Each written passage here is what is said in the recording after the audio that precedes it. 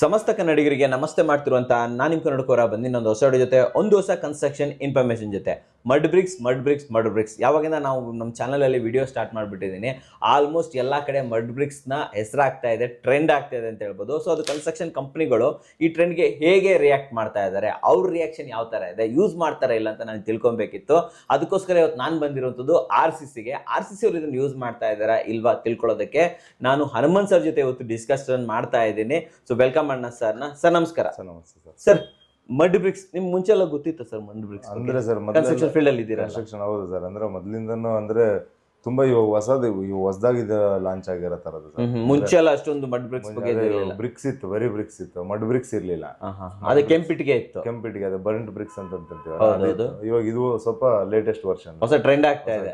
ಹೌದು. Okay, usually mud BRICS ಅಂದ್ರೆ ಏನು ಕಾಂಪೋಸಿಷನ್ ಸರ್? ಮಡ್ ಬ್ರಿಕ್ಸ್ ಅಂದ್ರೆ ಆಕ್ಚುಲಿ ಇವಾಗ ಇವಾಗ ನಡೀತಾ ಇರೋ ಪ್ರೋಸೆಸ್ ಅಂತ ಹೇಳಿದ್ರೆ ಒಂದು 30% ಸಿಮೆಂಟ್, ಮತ್ತೆ ಇವಾಗ ಚಿಕ್ಕದು ಇವಾಗ ಸ್ಯಾಂಡ್ನ ಸೀವ್ ಮಾಡಿದಾದ್ಮೇಲೆ ಸ್ವಲ್ಪ ಒಂದ್ ಕಲ್ಲುಗಳೆಲ್ಲ ತರ ಬರುತ್ತಲ್ಲ, ಅದನ್ನೆಲ್ಲ ಇಂಟಿಗ್ರೇಟ್ ಮಾಡಿ ಸ್ವಲ್ಪ ಸ್ಟ್ರೆಂಥನಿಂಗ್ ಅಂತ ಹೇಳಿ ಸರ್. ಯೂಶುವಲಿ ಮಡ್ ಬ್ರಿಕ್ಸ್ ಅಂತ ಹೇಳಿದ್ರೆ mud bricks it's only made up of with clay ಮತ್ತೆ ಸ್ಯಾಂಡ್ ಅಲ್ಲೇನೆ ಮಾಡಬೇಕು. ಅವಾಗ ಅದು ನ್ಯಾಚುರಲ್ ಎಲಿಮೆಂಟ್ ಆಗುತ್ತೆ. ಸ್ವಲ್ಪ ಅಲ್ಟರ್ಡ್. ಇವಾಗ ಆಕ್ಚುಲಿ ಇದು ಬೇಕಾಗಿರೋದನ್ನೇ ಈಗ ಬೇಕಾಗಿರೋದು ಮಾಡ್ತಾ ಇದ್ದಾರೆ. ಅಂದ್ರೆ ಇವಾಗ ನಮಗೆ ಸ್ಟ್ರೆಂಥನಿಂಗ್ ವೈಸ್ ಮತ್ತೆ ಲೋಡ್ ತಡೆಯೋದಕ್ಕೋಸ್ಕರ ಅಂತ ಹೇಳ್ಬಿಟ್ಟು ಆಮೇಲೆ ಇವಾಗೆಲ್ಲ ನಾವು ನಿಮ್ಮ ವಿಡಿಯೋದಲ್ಲೇ ನೋಡಿದೀವಿ, ಒಂದು 40 ಟನ್ ಕೆಪಾಸಿಟಿ ಪ್ರೆಷರ್ ಹಾಕಿ ಅದನ್ನ ಇದು ಮಾಡ್ತಾರೆ. ಹಂಗಾಗಿರೋದ್ರಿಂದ ಇವಾಗ ಸ್ವಲ್ಪ ಎವಾಲ್ಯೂಯೇಟೆಡ್ ಪ್ರಾಡಕ್ಟ್ ಆಗಿ ಬರ್ತಾ ಇದೆ. ಓಕೆ, ನಿಮ್ ಪ್ರಕಾರ mud bricks is best, good ಅಂತೀರಾ ಸೊಸೈಟಿಗೆ, ಬ್ಯಾಡ್ ಅಂತ ಹೇಳಿ? ಅಂದ್ರೆ ಸರ್ ಅದು ಇವಾಗ ಒಬ್ಬ ಬ್ಯಾಡ್ ಅಂತಾನು ಹೇಳಕ್ಕಾಗಲ್ಲ, ಇವಾಗ ಗುಡ್ ಅಂತಾನು ಹೇಳಕ್ಕಾಗಲ್ಲ ಸರ್. ಯಾಕಂದ್ರೆ ಅದರದೇ ಅಡ್ವಾಂಟೇಜಸ್ ಒಂದಷ್ಟಿದೆ, ಅದರದ ಲಿಮಿಟೇಷನ್ಸ್ ಒಂದಷ್ಟಿದೆ. ಅದಾದ್ಮೇಲೆ ಮಾತಾಡಿದ್ರೆ ನಾನೇ ಕೇಳ್ತೀನಿ ನಿಮ್ಗೆ, ಯೂಸೇಜ್ ಅಂತ ಬಂದ್ರೆ ಎಲ್ಲೆಲ್ಲಿ ಯೂಸ್ ಮಾಡ್ಬೋದು ಮಡ್ ಬ್ರಿಕ್ಸ್? ಸರ್ ಇದನ್ನ ಎಲ್ಲಾ ಕಡೆನೂ ಯೂಸ್ ಮಾಡ್ಬೋದು ಸರ್. ಅಂದ್ರೆ ಕನ್ಸ್ಟ್ರಕ್ಷನ್ ಅಂತ ಬಂದ್ರೆ ಯೂಸ್ ಮಾಡ್ಬೋದು, ಬಟ್ ಜಾಸ್ತಿ ಎಲ್ಲಿ ಯೂಸ್ ಮಾಡಕ್ಕಾಗಲ್ಲ ಅಂದ್ರೆ ಮಲ್ಟಿ ಸ್ಟೋರೇಜ್ ಬಿಲ್ಡಿಂಗ್ ಗಳಲ್ಲಿ ಯೂಸ್ ಮಾಡಕ್ಕಾಗಲ್ಲ ಸರ್. ಯಾಕಂದ್ರೆ ಇದಕ್ಕೆ ನಾರ್ಮಲ್ ಬ್ಲಾಕ್ಸ್ ಇರೋಷ್ಟು ಸ್ಟ್ರೆಂತ್ ಇದಕ್ಕೆ ಬರಲ್ಲ ಸರ್. ಮಲ್ಟಿ ಸ್ಟೋರೇಜ್ ಆಗಲ್ಲ, ಮಲ್ಟಿ ಸ್ಟೋರೇಜ್ ಅಲ್ಲಿ ಇದು ವರ್ಕೌಟ್ ಆಗಲ್ಲ. ಆಮೇಲೆ ಎಲ್ಲಿ ಸ್ವಲ್ಪ ಜಾಸ್ತಿ ಮಳೆ ಗಿಳೆ ಎಲ್ಲ ಬರ್ತಾ ಇರುತ್ತಲ್ಲ ರೆಗ್ಯುಲರ್ ಆಗಿ, ಅಂತ ಕಡೆ ನಾವು ಮಡ್ ಬ್ರಿಕ್ಸ್ ನ ನಾಟ್ ಸೂಟಬಲ್ ಅಲ್ಲ. ಮಲ್ನಾಡು, ಈ ಆಗುಂಬೆ ಕಡೆ ಮಲ್ನಾಡಲ್ಲಿ ತುಂಬಾ ಮಳೆ ಬರ್ತಾನೆ ಇರುತ್ತೆ, ಅಲ್ಲೂ ನಾಟ್. ಏನಂದ್ರೆ ಮೇಜರ್ ಇದ್ರದ್ದು ಏನಂದ್ರೆ ಸರ್ ಥರ್ಮಲ್ ಇನ್ಸುಲೇಷನ್ ಸರ್. ಅಂತಂದ್ರೆ ಇದ್ರದ್ದು ಮೇಜರ್ ಮಡ್ ಬ್ರಿಕ್ಸ್ ಅಡ್ವಾಂಟೇಜಸ್ ಅಂತ ನೋಡೋದಾದ್ರೆ ನಾವು, ನಮಗೆ ಇವಾಗ ಆಚೆ ಕಡೆ ತುಂಬಾ ಬಿಸಿಲಿದೆ ಅಂತಂದ್ರೆ ಒಂದ್ ಸ್ವಲ್ಪ ಅದು ಅಬ್ಸರ್ವ್ ಮಾಡ್ಕೊಂಡು ಸ್ವಲ್ಪ ತಣ್ಣಗಿರೋ ತರ ನೋಡ್ಕೊಳ್ಳಿ, ತಂಪಾಗಿರುತ್ತೆ. ಅದೇ ಏನಾದ್ರೆ ಫುಲ್ ಚಳಿಗಾಲ ಇದೆ ಅಂತ ತಿಳ್ಕೊಳ್ಳಿ, ಅವಾಗ ಏನಾಗುತ್ತೆ ಅಂತಂದ್ರೆ ಒಂದ್ ಸ್ವಲ್ಪ ಒಂಚೂರು ಬೆಚ್ಚಿಗೆ ಒಂದು ವಾರ್ಮ್ ಆಗಿರಂಗೆ ಕ್ರಿಯೇಟ್ ಮಾಡುತ್ತೆ.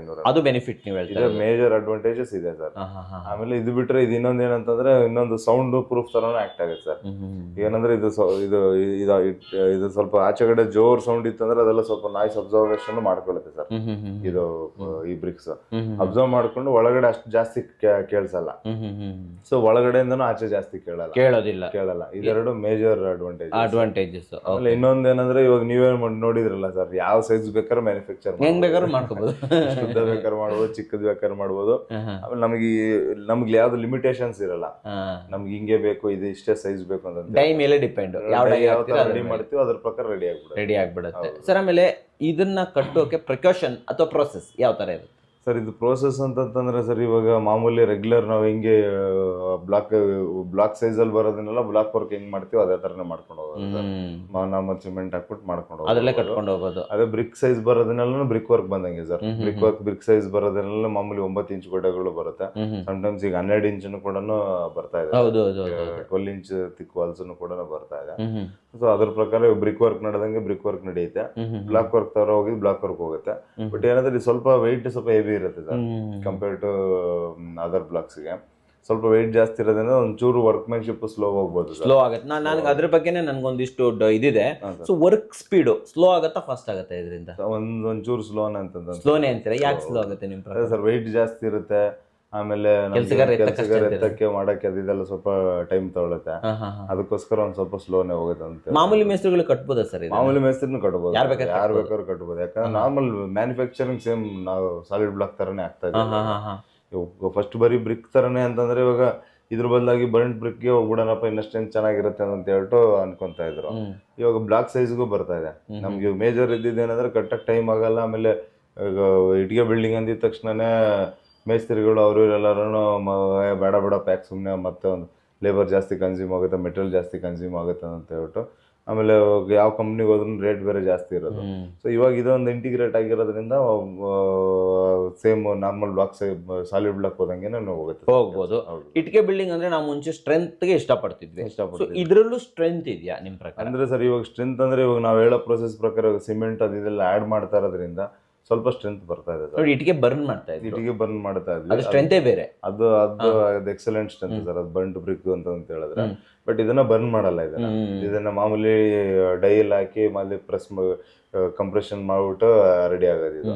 ಸೊ ಅದಕ್ಕೆ ಇದಕ್ಕೆ ಅಂತಂದ್ರೆ ಇವಾಗ ಅಡ್ವಾಂಟೇಜ್ ಅಂದ್ರೆ ಅದೇ ಸರ್, ಅದರಲ್ಲಿ ಇವಾಗ ಜಾಸ್ತಿ ಕಾರ್ಬನ್ ಎಮಿಟ್ ಆಗ್ತಾ ಇತ್ತು, ಇಟ್ಟಿಗೆನಲ್ಲಿ ಸುಟ್ಟು ಎಲ್ಲ ಎನ್ವಿರಾನ್ಮೆಂಟ್ಗೆ ತೊಂದರೆ ಆಗ್ತಾ ಇತ್ತು.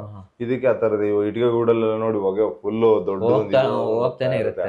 ಸೊ ಇದ್ರಲ್ಲಿ ಆ ತರದೆಲ್ಲ ಏನಿರಲ್ಲ, ಅದೊಂದು ಅಡ್ವಾಂಟೇಜ್ ಅಂತ ಹೇಳ್ಬೋದು. ಬಟ್ ಕಂಪೇರ್ ಟು ಇವಾಗ ರೆಡ್ ಬ್ರಿಕ್ಗೆ ಬರ್ಂಟ್ ಬ್ರಿಕ್ಗೆ ಇದಕ್ಕೆ ಅಂತಂದ್ರೆ ಎಲ್ಲೋ ಒಂದು ತೂಕ ರೆಡ್ ಬ್ರಿಕ್ ಒಂದು ಸ್ಮಾಲ್ ವೇರಿಯೇಷನ್ ಆದ್ರೆ ಅದಕ್ಕೆ ಜಾಸ್ತಿ ತಗೋಬಹುದು, ರೆಡ್ ಬ್ರಿಕ್ ಜಾಸ್ತಿ ಅಂತೀರಾ. ಬಟ್ ನೇಚರ್ ಪ್ರಕಾರ ಇದು ಒಳ್ಳೇದು. ಓಕೆ, ನೆಕ್ಸ್ಟ್ ಬರೋದು ಲೋಡ್ ಬೇರಿಂಗ್ ಸ್ಟ್ರಕ್ಚರ್. ಕಟ್ಟಿದ್ರೆ ನಾವು ಎಷ್ಟು ಫ್ಲೋರ್ ಕಟ್ಬೋದು ನಿಮ್ ಪ್ರಕಾರ? ಇದ್ರ ಪ್ರಕಾರ ಲೋಡ್ ಬೇರಿಂಗ್ ಸ್ಟ್ರಕ್ಚರ್ ಅಂದ್ರೆ ನಾವು ಸಜೆಸ್ಟ್ ಮಾಡೋದಂದ್ರೆ 1 ಫ್ಲೋರ್ ಇಲ್ಲ 2 ಫ್ಲೋರ್ಸ್ ಹೋದ್ರೆ ಜಾಸ್ತಿ ಸರ್. ಜಸ್ಟ್ 2 ಫ್ಲೋರ್, 1 ಫ್ಲೋರ್ ಹೋಗಿ ಮೇಲ್ಗಡೆ ಅದೇ ಸೇಮ್ ಟಿಪಿಕಲ್ ವಾಲ್ಸ್ ಹೋಗ್ತೀವಿ ಅಂತಂದ್ರೂ 2ನೇ ಫ್ಲೋರ್ ನಾಟ್ ಸಜೆಸ್ಟಬಲ್. ಅಂದ್ರೆ ಲೋಡ್ ಬೇರಿಂಗ್ ಸ್ಟ್ರಕ್ಚರ್ ಅಂತ ಹೋದಾಗ ಸರ್, ಅಂದ್ರೆ ಕಾಲಮ್ಗಳೆಲ್ಲ ಏನಿಲ್ಲ, ಮಾಮೂಲಿ ಇಟ್ಟಿಗೆ ಬಿಲ್ಡಿಂಗ್ ಅಲ್ಲಿ ಹೆಂಗೆ ಇಟ್ಟಿಗೆಯಲ್ಲಿ ಕಟ್ಬಿಟ್ಟು ಮೋಲ್ಡ್ ಆಗ್ತಿದ್ವಲ್ಲ ಆ ತರ ಆಗ್ತೀವಿ ಅಂತಂದ್ರೆ ಇದು 1 ಇಲ್ಲ ಮೇಲ್ಗಡೆ 1 ಫ್ಲೋರ್ ಅಡಿಷನಲಿ ಹೋಗೋ ತರ ಗ್ರೌಂಡ್ ಫಸ್ಟ್ ಸಜೆಸ್ಟಬಲ್, ಬೇಕಾದ್ರೆ 2ನೇ ಫ್ಲೋರ್ ಕಟ್ಟಬಹುದು, ಕಟ್ಟದೇನು ಕೂಡ ಇರಬಹುದು ಅಂತ ನೀವು ಹೇಳ್ತೀರಾ. ನಿಮ್ ಪ್ರಕಾರ ಇದರ ಲೈಫ್ ಎಷ್ಟು ಇರ್ಬೋದು? ನಿಮ್ಗೆ ಕಾಂಬಿನೇಷನ್ ಗೊತ್ತಾಯ್ತು, ಮಡ್ಡು ಸಿಮೆಂಟು, ನಿಮ್ ಪ್ರಕಾರ ಎಷ್ಟು ವರ್ಷ ಬರ್ಬೋದು ಸರ್? ಇದು ಏನಂದ್ರೆ ಕಂಪೇರ್ಟಿವ್ಲಿ ಲೈಫ್ ಸ್ಪ್ಯಾನ್ ಬಂದಾಗ ಇದಕ್ಕೆ ಕಂಪೇರ್ಟಿವ್ಲಿ ಸಾಲಿಡ್ ಬ್ಲಾಕ್ಸ್ ಮತ್ತೆ ಬರ್ಂಟ್ ಬ್ರಿಕ್ ಕಂಪೇರ್ ಮಾಡಿದ್ರೆ ಇದು ಸ್ವಲ್ಪ ಕಡಿಮೆ ಅಂತ ಕಮ್ಮಿ ಅಂತೀರಾ ನೀವು? ಹೌದು ಸರ್, ಯಾಕಂದ್ರೆ ಅದೆರಡಕ್ಕೆ ಕಂಪೇರ್ ಮಾಡಿದ್ರೆ ಒಂದು 10-20% ಇದಕ್ಕೆ ರೆಡ್ಯೂಷನ್ ಎಲ್ಲ. ಒಂದು ಅಂದಾಜು ತಗೊಳ್ಳೋಣ ಸರ್, ಇವಾಗ ಇಟ್ಗೆ ರೆಡ್ ಇಟ್ಗೆ ಅದ್ರಲ್ಲಿ ಕಟ್ಟಿರೋ ಬಿಲ್ಡಿಂಗ್ ನಿಮ್ ಪ್ರಕಾರ ಎಷ್ಟು ವರ್ಷ ಬರ್ಬೋದು ಸರ್? ರೆಡ್ ಬ್ರಿಕ್ ಅಲ್ಲಿ ಕಟ್ಟಿರೋದು ಮಿನಿಮಮ್ ಒಂದು 50-60 ವರ್ಷ, ಒಂದು 100 years ಅಂತ ಇರುತ್ತೆ ಅಂತ ಹೇಳ್ಬೋದು.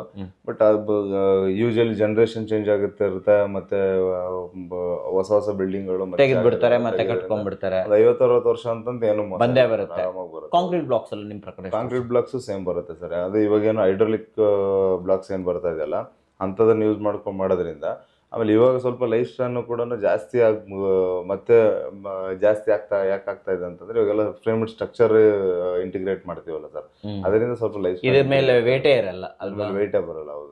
ಈ ಮಡ್ ಬ್ರಿಕ್ಸ್ ನಿಮ್ ಪ್ರಕಾರ ಎಷ್ಟು ಲೈಫ್ ಬರ್ಬೋದು ಸರ್? ಮಡ್ ಬ್ರಿಕ್ ಇದು ಕಂಪೇರ್ ಮಾಡಿದ್ರೆ ಒಂದು ಅದಕ್ಕೇನೋ ಒಂದು 10 ವರ್ಷ 15 ವರ್ಷ ಕಮ್ಮಿ ಬರ್ಬೋದು, 15 ವರ್ಷ ಕಡಿಮೆ ಆಗ್ಬೋದು ಅಂತ ನೀವು ಹೇಳ್ತಾ ಇದ್ರೆ.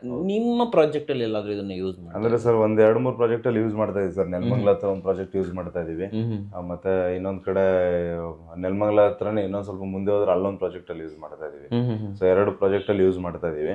ಇದು ಮೇಜರ್ ಸರ್. ಇವಾಗ ಯೂಸ್ ಮಾಡೋದಕ್ಕೆ ಇವಾಗ ಇದು ಯಾವಾಗ ನಮ್ಗೆ ಅಡ್ವಾಂಟೇಜ್ ಅಂತ ಯಾವಾಗ ಅನ್ಸುತ್ತೆ ಅಂತಂದ್ರೆ, ನಮ್ಗೆ ನ್ಯಾಚುರಲ್ ರಿಸೋರ್ಸಸ್ ಇವಾಗ ನಮ್ಗೆ ಇವಾಗ ಕ್ಲೇ ಆಗ್ಬೋದು, ಇವಾಗ ಮಣ್ಣು ಅಂತ ಹೇಳ್ತೀವಿ ಸರ್. ಮಣ್ಣು ಇವಾಗ ಎಲ್ಲಿ ಚೆನ್ನಾಗಿ ಜಾಸ್ತಿ ಇರುತ್ತಲ್ಲ, ಎಲ್ಲಿ ಈಸಿಯಾಗಿ ಸಿಗ್ತಾ ಇರುತ್ತಲ್ಲ, ಅಲ್ಲಿ ನಮಗೆ ಇದು ಕಾಸ್ಟ್ ಕಟ್ ಡೌನ್ ಆಗಿ ಸಿಗುತ್ತೆ. ಅಂದ್ರೆ ಮ್ಯಾನುಫ್ಯಾಕ್ಚರಿಂಗ್ ಆಗೋದು ಮತ್ತೊಂದು ಎಲ್ಲಾನು. ಸೊ ಅಲ್ಲೇ ನಮಗೆ ಅದ್ರ ನಿಯರ್ ಬೈ ಎಲ್ಲ ಕಟ್ತಾ ಇದೀವಿ, ಸ್ವಲ್ಪ ನಮ್ಗೆ ಈಸಿ ಅವೈಲಬಿಲಿಟಿ ಇದೆ ಅಂತ ಹೇಳಿದ್ರೆ ಅಲ್ಲಿ ಯೂಸ್ ಮಾಡ್ಕೊಂಡ್ರೆ ಇದು ಕಾಸ್ಟ್ ಬೆನಿಫಿಟ್. ನಾವು ಅಲ್ಲಿ ಎಲ್ಲೋ ಒಂದ್ ಕಡೆ ಇಲ್ಲಿಂದ ಒಂದು 40-50 ಕಿಲೋಮೀಟರ್ ದೂರದಲ್ಲಿ ಮ್ಯಾನುಫ್ಯಾಕ್ಚರ್ ಆಗುತ್ತೆ, ಅಲ್ಲಿಂದ ಇಲ್ಲಿ ತರ್ತೀವಿ, ಆನ್ ಟೈಮ್ ಅಲ್ಲಿ ಬರಲ್ಲ ಒಂದು, ಮತ್ತೆ ಟ್ರಾನ್ಸ್ಪೋರ್ಟೇಷನ್ ಅದು ಇದೆಲ್ಲ ಡಬಲ್ ಆಗೋಗ್ಬಿಡುತ್ತೆ, ಮತ್ತೆ ನಮ್ಗೆ ಪ್ರಾಜೆಕ್ಟ್ ಕೂಡ ಸ್ಲೋ ಹೋಗ್ಬಿಡುತ್ತೆ. ನಿಮ್ ಪ್ರಾಜೆಕ್ಟ್ಸ್ ಅಲ್ಲಿ ಅವೈಲೇಬಲ್ ಆಗ್ತಾ ಇದೆಯಾ ಬ್ರಿಕ್ಸ್ ಎಲ್ಲ? ನಾವು ಮಾಡ್ತಾ ಇದೀವಿ, 15 ದಿನ ನಿಲ್ಸ್ಕೊಂಡು ಮಾಡ್ತಾ ಇದೀವಿ. ಅಂದ್ರೆ ಅವೈಲೇಬಲ್ ಇಲ್ಲ? ಅವೈಲೇಬಲ್ ಅದೇ ಸಿಗಲ್ಲ ಸರ್, ಸಪ್ಲೈ ಕಮ್ಮಿ ಇದೆ, ಕಮ್ಮಿ ಇರುತ್ತೆ. ಯಾಕಂದ್ರೆ ತುಂಬಾ ಇವಾಗ ಜಾಸ್ತಿ ಜನ ಕಾಂಪಿಟೇಷನ್ ಇಲ್ವಲ್ಲ ಸರ್, ಮ್ಯಾನುಫ್ಯಾಕ್ಚರ್ ಇಲ್ವಲ್ಲ ಸರ್, ಎಷ್ಟು ಜನಕ್ಕೆ ಸಪ್ಲೈ ಕೊಡ್ತಾರೆ. ನಾವು ಆರ್ಡರ್ ಹಾಕಿರ್ತೀವಿ, ಇನ್ನೊಬ್ರು ಹಾಕಿರ್ತಾರೆ, ಬೇಡಿಕೆ ಜಾಸ್ತಿ ಇದೆ, ಇದು ಪ್ರೊಡಕ್ಷನ್ ಕಮ್ಮಿ ಇದೆ. ಹಂಗಾಗಿ ಸ್ವಲ್ಪ ನಿಧಾನನೇ ಸರ್, ನಿಧಾನಕ್ಕೆ ಹೋಗ್ತಾ ಇದೆ. ಸರ್ ಕೆಲವೊಂದು ಡಿಸ್ಅಡ್ವಾಂಟೇಜಸ್ ಹೇಳ್ಬೋದಾ ಇದ್ರಲ್ಲಿ? ಡಿಸ್ಅಡ್ವಾಂಟೇಜ್ ಅಂದ್ರೆ ಅದೇ ಸರ್, ಇವಾಗ ಜಸ್ಟ್ ನಾವು ಡಿಸ್ಕಸ್ ಮಾಡ್ದಂಗೆ life span compare to normal box ಇದಕ್ಕೂ ಅಂತಂದ್ರೆ ಸ್ವಲ್ಪ ಲೈಫ್ ಸ್ಪ್ಯಾನ್ ಕಡಿಮೆ ಇದೆ. ಆಮೇಲೆ ಮಡ್ ಬ್ರಿಕ್ಸ್ ಹೆಂಗಾಗುತ್ತೆ ಅಂದ್ರೆ ಸರ್, ಹೋಗ್ತಾ ಅಂದ್ರೆ ಇದು ಜನರಲ್ ಆಗಿ ಇದು ಮ್ಯಾನುಫ್ಯಾಕ್ಚರಿಂಗ್ ಪ್ರೋಸೆಸ್ ಪ್ರಕಾರ ಹೇಳೋದಾದ್ರೆ ಹೋಗ್ತಾ ಇದು ಸ್ವಲ್ಪ ಕ್ರ್ಯಾಕ್ಸ್ ಡೆವಲಪ್ ಆಗುತ್ತೆ ಸರ್. ನಿಮ್ ಪ್ರಕಾರ 100% ಆಗಿ ಹೆಂಗ್ ಹೇಳ್ತೀರಾ ಇದನ್ನ? ಅಂದ್ರೆ ಸರ್ ಇದೆಲ್ಲ ಕ್ಲೇ ಪಾರ್ಟಿಕಲ್ ಅಲ್ಲ ಸರ್. ಕ್ಲೇ ಪಾರ್ಟಿಕಲ್ ಆಗಿರೋದ್ರಿಂದ ಸೆಟ್ಲ್ ಆಗೋದು ಮತ್ತೆ ಕ್ರ್ಯಾಕ್ಸ್ ಡೆವಲಪ್ ಆಗೋದೆಲ್ಲ ಜಾಸ್ತಿ ಆಗುತ್ತೆ ಸರ್. ಸೊ ಇಡೀ ಬಿಲ್ಡಿಂಗ್ ಸೆಟ್ಲ್ ಆದಾಗ ಹೌದು ಸರ್, ಇದು ಕೂಡ ಸೆಟ್ಲ್ ಆಗ್ತಾವೇ ಹೋಗುತ್ತೆ. ಆಮೇಲೆ ಏನು ಕ್ರ್ಯಾಕ್ಸ್ ಡೆವಲಪ್ ಆಗೋದ್ರಿಂದ ಆಮೇಲೆ ಎಲ್ಲಾದ್ರೂ ಇವಾಗ ಯಾವಾಗಲೂ ಇದಕ್ಕೆ ಮೇಂಟೆನೆನ್ಸ್ ಪ್ರೊಟೆಕ್ಷನ್ ಮಾಡ್ತಾನೆ ಇರ್ಬೇಕು ಸರ್. ಅಂದ್ರೆ ಆಚೆಗಡೆ ಅದಕ್ಕೆ ವಾಟರ್ ಪ್ರೂಫಿಂಗ್ ಆಗಲಿ, ನಾವು ಇವಾಗ ನಾರ್ಮಲ್ ಹಂಗೆ ಎಕ್ಸ್ಪೋಸ್ ಇಟ್ಕೊಂತೀವಿ ಅಂತ ಆಗಲ್ಲ ಸರ್. ಬ್ರಿಕ್ ಹಂಗೆ ಕಾಣಲಿ ಅಂತ ಇಟ್ಕೊಳಕ್ ಆಗಲ್ಲ. ಇದು ಕ್ಲೀನಾಗಿ ಪ್ಲಾಸ್ಟಿಂಗ್ ಮಾಡಿರ್ಬೇಕು, ವಾಟರ್ ಪ್ರೂಫಿಂಗ್ ಮಾಡಿರ್ಬೇಕು. ಅದನ್ನ ಮಾಡ್ಕೊಂಡಿದ್ದಾಗ್ಲೇನೆ ಇದು ಸೂಟಬಲ್ ಆಗೋದು ಸರ್. ಅಲ್ಲಿ ಇಲ್ಲ ಅಂತಂದ್ರೆ ನಾರ್ಮಲ್ ಆಗಿ ಯೂಸ್ ಆಗಲ್ಲ.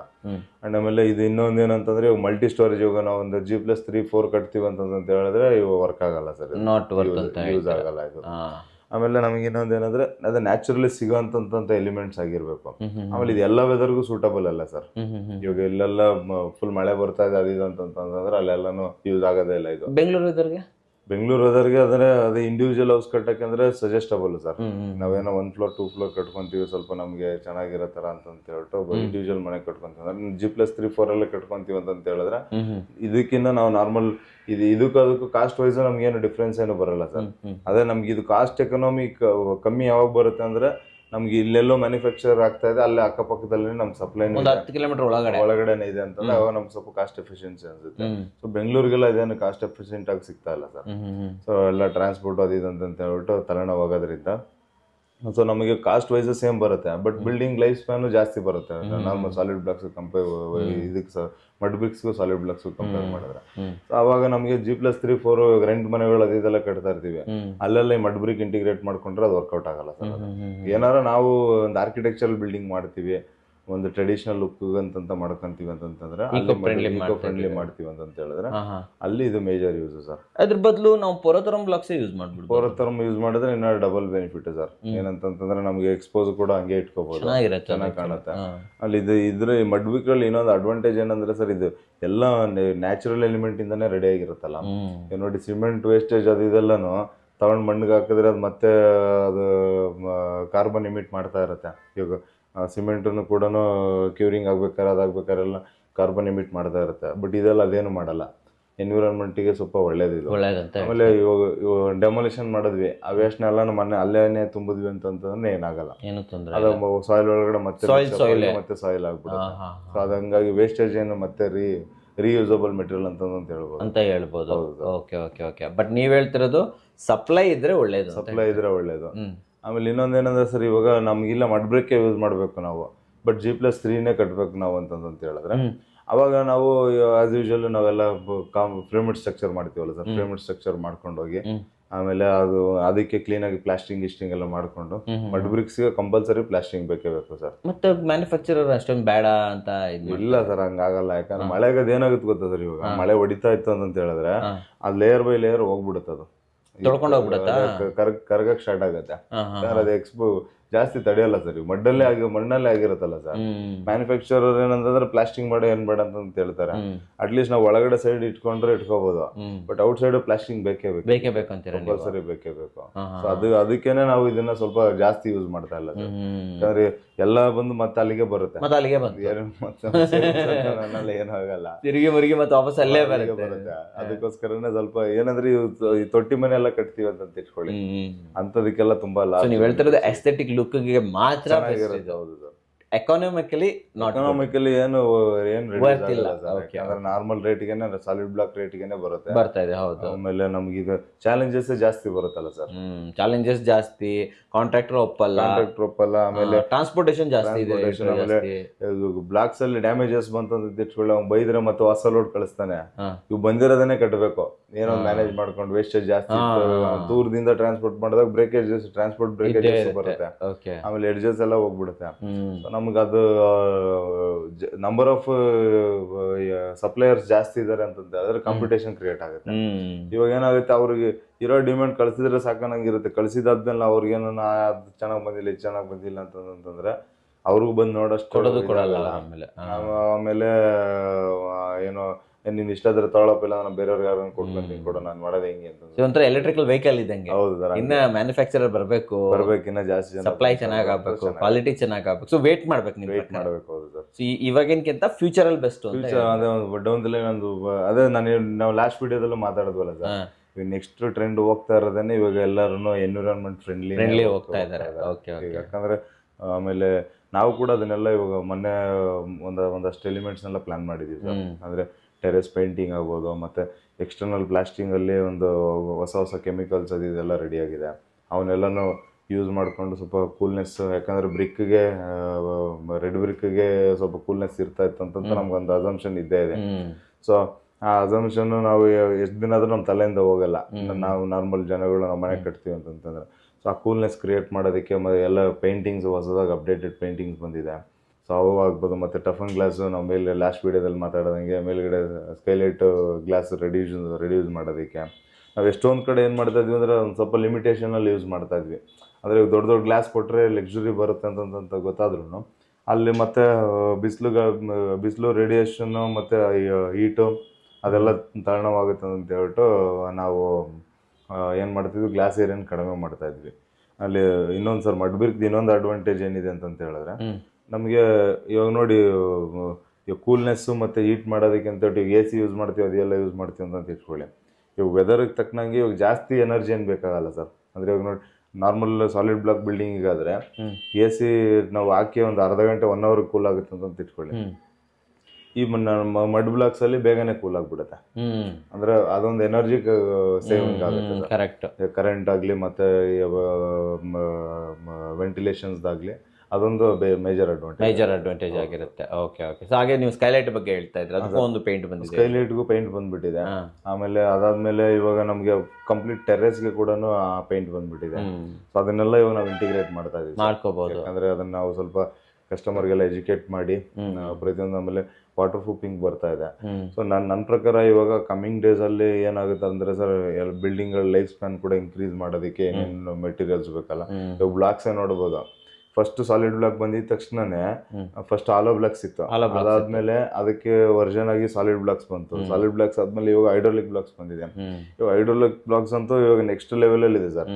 ಅದನ್ನ ಜಸ್ಟ್ ಗ್ರೂ ಕಟ್ ಮಾಡಕ್ ಆಗಲ್ಲ, ಎಲೆಕ್ಟ್ರಿಷಿಯನ್ ಒದಾಡೋಗ್ಬಿಡ್ತಾರೆ, ಅಷ್ಟು ಗಟ್ಟಿ ಇರುತ್ತೆ. ಸೊ ಹಂಗಾಗಿ ಇವಾಗ ಅದು ವರ್ಷನ್ ಡಿಫ್ರೆನ್ಸ್ ಆಗ್ತಾ ಇದೆ. ಆಮೇಲೆ ಇವಾಗ ಎಲ್ಲಾನು ಏನಂದ್ರೆ ಕನ್ಸ್ಟ್ರಕ್ಷನ್ ಕ್ವಾಲಿಟಿ ಇಂಪ್ರೂವ್ಮೆಂಟ್ ಆಗ್ತಾ ಇದೆ. ಪ್ರತಿಯೊಂದನ್ನು ಇವಾಗ ಯೂಸ್ ಮಾಡೋ ಮೆಟೀರಿಯಲ್ಸ್ ಆಗ್ಬೋದು. ಎಲ್ಲರಿಗೂ ಆಮೇಲೆ ನಿಮ್ ತರ ಚಾನಲ್ ಅವ್ರು ಎಲ್ಲ ಫುಲ್ ಎಲ್ಲ ವಿಡಿಯೋಸ್ ಎಜುಕೇಟ್ ಮಾಡ್ಬಿಟ್ಟಿದ್ದಾರೆ. ಎಲ್ಲರಿಗೂ ಗೊತ್ತಿವ ಕನ್ಸ್ಟ್ರಕ್ಷನ್ ಅಂದ್ರೆ ಯಾರು ಬೇಕಾದ್ರೆ ನಾನೇ ಮಾಡ್ಕೊಂಡ್ಬಿಡ್ತೀನಿ ಅನ್ನಂಗೆ ರೆಡಿ ಆಗ್ಬಿಟ್ಟಿದ್ದಾರೆ. ಹಂಗಾಗಿ ಲೈಫ್ ಸ್ಪ್ಯಾನ್ ಇನ್ಕ್ರೀಸ್ ಆಗುತ್ತೆ. ಮುಂದಿನ ದಿನಗಳಲ್ಲಿ ನೇಚರ್ಗೆ ರಿಲೇಟೆಡ್ ಆಗಿರುವಂತ ಕನ್ಸ್ಟ್ರಕ್ಷನ್ ಬರುತ್ತೆ. ಹೌದು ಸರಿ. ನೆಕ್ಸ್ಟ್ ಟ್ರೆಂಡ್ ಅದೇ ಬರುತ್ತೆ ಅಂತ ಇದಾಗ್ತಾ ಇದೆ. ಅದ್ರ ಮೇಲ್ಗಡೆ ನಾವು ವರ್ಕ್ ಮಾಡ್ತಾ ನೀವು ರೆಡಿ ಆಗ್ತಾ ಇದ್ದೀರಾ? ರೆಡಿ ಆಗಿ ನೀವು ಕೂಡ ಅಸ್ಥೆಟಿಕ್ ಆಗಿರ್ಬೇಕು, ನ್ಯಾಚುರಲಿ ಫ್ರೆಂಡ್ಲಿ ಇರಬೇಕು, ಸೊ ನೇಚರ್ ಫ್ರೀ ಇರಬೇಕು, ಏಕೋ ಫ್ರೆಂಡ್ಲಿ ಇರಬೇಕು ಅಂತ ಈ ಥರ ಮನೇನೂ ಬೇಕಾದರೂ ಕೂಡ ನೀವು RCC ಅವ್ರನ್ನ ಕಾಂಟ್ಯಾಕ್ಟ್ ಮಾಡ್ಬೋದು. ಸಾರ್ ಎಲ್ಲ ರೆಡಿ ಆಗಿಬಿಟ್ಟಿದ್ದಾರೆ. ಇವಾಗ ಮಡ್ ಬ್ರಿಕ್ಸ್ ಅಲ್ಲಾದರೂ ಕಟ್ಟಿ, ಬ್ಲಾಕಲ್ಲಾದರೂ ಕಟ್ಟಿ, ಇಟ್ಗೆಲ್ಲಾದರೂ ಕಟ್ಟಿ RCC ಅವ್ರ ಜೊತೆ ಕಟ್ಟಿ ವೀಕ್ಷಕರೇ. ಸೊ ನಿಮ್ಮ ಕನಸಿನ ಮನೆಯಿಂದ ನಾನು ಸಾಗಿಸ್ಕೊಳ್ಳಿ ಸರ್. ನಮ್ಮ ವೀಕ್ಷಕರಿಗೆ ಒಂದು ಯೂನಿಕ್ ಆಗಿರುವಂಥ ಟ್ರೆಂಡಿಂಗ್ ಇನ್ಫಾರ್ಮೇಷನ್ ಅನ್ನು ಕೊಟ್ಟಿದ್ದಕ್ಕೆ ಧನ್ಯವಾದಗಳು ಸರ್. ಧನ್ಯವಾದಗಳು ವೀಕ್ಷಕರೇ.